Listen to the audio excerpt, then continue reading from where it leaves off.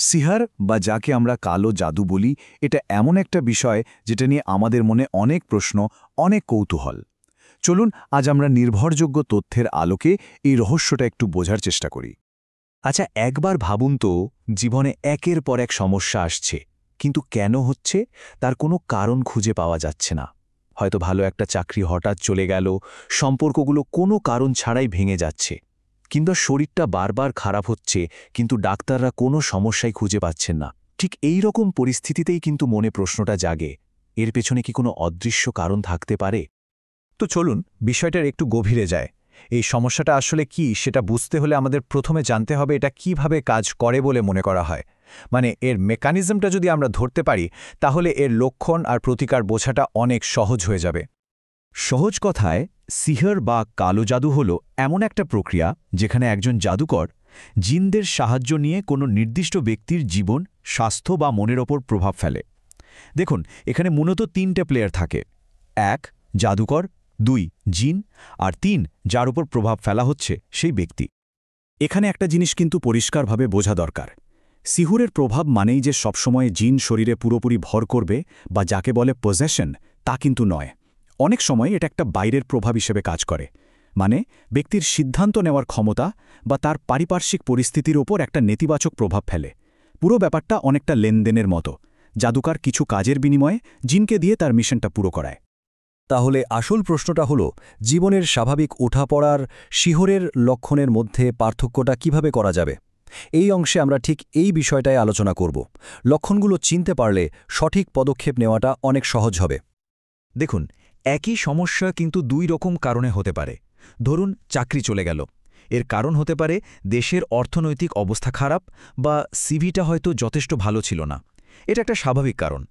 কিন্তু যখন দেখা যায় অনেক যোগ্যতা থাকা সত্ত্বেও হঠাৎ করে সব কিছু ওলটপালট হয়ে যাচ্ছে, আর এর কোনো লজিক্যাল কারণই খুঁজে পাওয়া যাচ্ছে না, তখনই অন্য কোনো কারণের সন্দেহটা আসে। পয়েন্টটা হলো এই যৌক্তিক ব্যাখ্যার অনুপস্থিতি। এই কথাটা কিন্তু খুবই গুরুত্বপূর্ণ। যে কোনো সিদ্ধান্তে আসার আগে আমাদের একটা বাস্তববাদী দৃষ্টিভঙ্গি রাখা দরকার।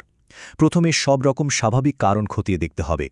যদি কোনোভাবেই কোনো জাগতিক ব্যাখ্যা খুঁজে না পাওয়া যায়, শুধু তখনই অন্য কোনো সম্ভাবনার কথা ভাবা যেতে পারে। নিজেকে পরীক্ষা করার জন্য ২টো সহজ লিটমাস টেস্টের কথা বলা হয়, যা যে কেউ বাড়িতেই চেষ্টা করে দেখতে পারেন। প্রথমটা হলো মনোযোগ দিয়ে আজান শোনা, আর দ্বিতীয়টা হলো কোরআন তেলাওয়াত শোনা, বিশেষ করে যে আয়াতগুলোতে জাদু বা সিহার নিয়ে কথা বলা হয়েছে। দেখুন, কোরআন শুনে মনে শান্তি আসা বা আবেগ কাজ করাটা তো খুবই স্বাভাবিক। কিন্তু যদি প্রতিক্রিয়াটা অন্যরকম হয়, যেমন শুনতে একদমই ইচ্ছা করছে না, তীব্র অস্বস্তি হচ্ছে, বা হঠাৎ করে আবেগ নিয়ন্ত্রণের বাইরে চলে যাচ্ছে, কান্না বা রাগ পাচ্ছে, এমনকি শরীরের কোনো অংশ অবশ লাগছে, এগুলো অস্বাভাবিক প্রতিক্রিয়ার লক্ষণ হতে পারে। এছাড়াও আরও কিছু লক্ষণ আছে যেগুলোর দিকে একটু খেয়াল রাখা যেতে পারে। যেমন বারবার একই রকম দুঃস্বপ্ন দেখা, বিশেষ করে স্বপ্নে কেউ তাড়া করছে বা জোর করে কিছু খাওয়াচ্ছে, অথবা জীবনে সবকিছু দারুণ চলছিল কিন্তু হঠাৎ করে সবকিছু যেন খারাপ হতে শুরু করল। এই লক্ষণগুলো যখন আগের লক্ষণগুলোর সাথে মিলে যায়, তখন বিষয়টা নিয়ে ভাবার অবকাশ থাকে। আচ্ছা, এতক্ষণ তো আমরা সমস্যাগুলো নিয়ে কথা বললাম, এবার আসা যাক সমাধানে। চলুন নিরাময়ের কিছু ব্যবহারিক উপায় নিয়ে আলোচনা করা যাক। আর সবচেয়ে ভালো দিকটা হলো, এখানে নিজের ওপর নির্ভর করার কথা বলা হয়েছে, যাতে যে কেউ নিজের যত্নটা নিজেই নিতে পারে।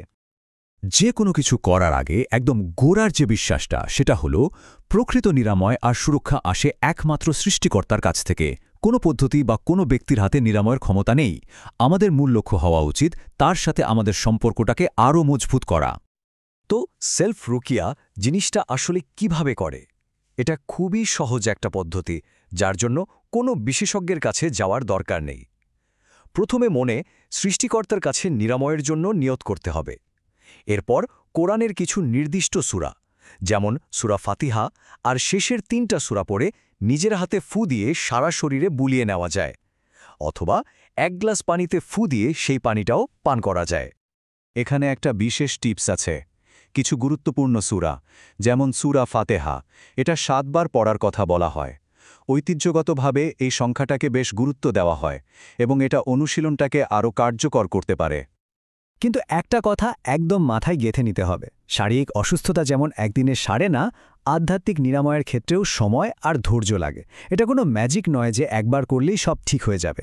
তাই হতাশ না হয়ে নম্বিকার সাথে প্রতিদিন নিয়ম করে এটা চালিয়ে যেতে হবে। ধারাবাহিকতাই এখানে মূল চাবিকাঠি। এখন ধরুন, যদি এমন কোনো জাদুর জিনিস যেমন তাবিজ বা কোনো গিট দেওয়া কিছু পাওয়া যায়, তাহলে ঠিক করতে হবে। এটা নষ্ট করার একটা নির্দিষ্ট নিরাপদ পদ্ধতি আছে। হাতে গ্লাভস পরে কোরআন তেলাওয়াত করতে করতে খুব সাবধানে বস্তুটি খুলতে হবে, তারপর এর ভেতরের সব কিছু তেলাওয়াত করা পানিতে ডুবিয়ে দিতে হবে, এতে এর খারাপ প্রভাবটা নষ্ট হয়ে যায়। এরপর বাকি অংশটা পুড়িয়ে বা মাটিতে পুঁতে ফেলাই নিরাপদ।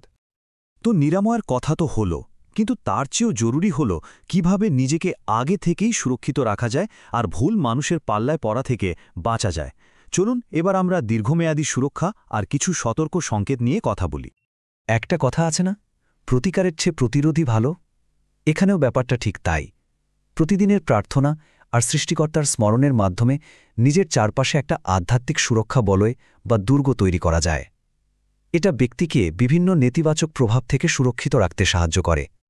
এই স্লাইডটা কিন্তু খুব দরকারি, কারণ অনেকেই ভুল মানুষের পাল্লায় পড়ে যান। কিছু রেড ফ্ল্যাগ বা সতর্ক সংকেত খেয়াল রাখলেই কিন্তু প্রতারকদের চেনা যায়। যেমন, কেউ যদি মায়ের নাম বা জন্ম তারিখ জানতে চায়, চুল বা কাপড়ের মতো ব্যক্তিগত জিনিস চায়, অথবা টাকার বিনিময়ে নিরাময়ের গ্যারান্টি দেয়, তাহলে বুঝতে হবে এখানে সমস্যা আছে। একজন সত্যিকারের পথপ্রদর্শক সবসময় কোরআন সুন্নাহর পদ্ধতিতেই থাকবেন এবং আপনাকে আত্মনির্ভরশীল হতে শেখাবেন। শেষ পর্যন্ত এই কথাটাই কিন্তু আমাদের পুরো আলোচনার মূল পয়েন্ট। সমাধানটা অন্যের ওপর নির্ভরশীল হওয়া নয়, সমাধান হল সঠিক জ্ঞান অর্জন করা, ভুল আর শুদ্ধের পার্থক্যটা বোঝা এবং নিজেকে আধ্যাত্মিকভাবে এতটা শক্তিশালী করা যেন নিজের যত্নটা নিজেই নেওয়া যায়। তাহলে একদম শেষে এসে একটা প্রশ্ন নিয়ে ভাবা যাক। আমরা তো বুঝলাম যে আসল সুরক্ষাটা আসে ভেতর থেকে। তাহলে নিজের আধ্যাত্মিক শক্তি আর সুস্থতাকে বাড়ানোর জন্য আজ থেকেই আমরা কোন ছোট একটা পদক্ষেপ নিতে পারি? হতে পারে সেটা 5 মিনিটের জন্য একটু প্রার্থনা করা বা কোরআনের একটা আয়াতের অর্থ বোঝার চেষ্টা করা। শুরুটা না হয় ছোটই হোক, কিন্তু শুরু করাটা জরুরি।